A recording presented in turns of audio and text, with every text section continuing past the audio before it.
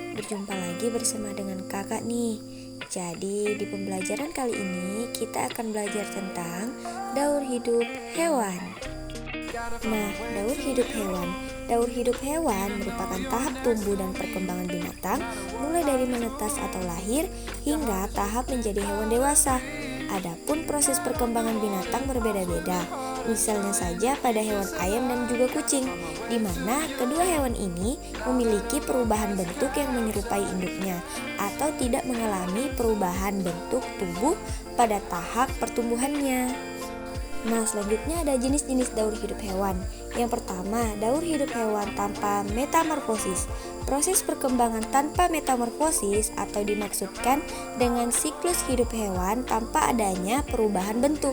Adapun contoh binatang yang ada di sekitar dengan proses perkembangan tanpa metamorfosis adalah ayam dan kucing. Nah, selanjutnya daur hidup hewan dengan metamorfosis. Maksudnya adalah binatang yang semasa hidupnya terdapat tahap perkembangan secara biologis serta melibatkan perubahan penampilan atau struktur setelah dilahirkan atau menetas. Nah, adik-adik, ada yang tahu tidak metamorfosis itu apa? Nah, jadi metamorfosis adalah suatu proses perkembangan biologi pada hewan yang melibatkan perubahan penampilan fisik atau struktur setelah melahirkan atau penetasan. Perubahan fisik itu terjadi akibat pertumbuhan sel dan diferensiasi sel yang secara radikal berbeda. Metamorfosis daur hidup hewan. Daur hidup hewan dengan metamorfosis juga terbagi menjadi dua jenis adik-adik. Di antaranya ada metamorfosis sempurna dan metamorfosis tidak sempurna. Nah, yang pertama metamorfosis sempurna. Metamorfosis sempurna adalah proses perubahan bentuk tubuh hewan dari kecil hingga dewasa.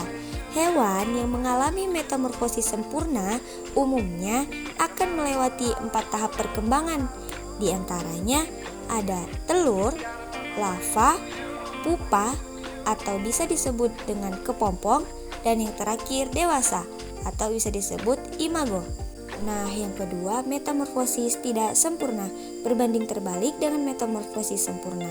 Metamorfosis tidak sempurna adalah proses perkembangan yang tidak lengkap.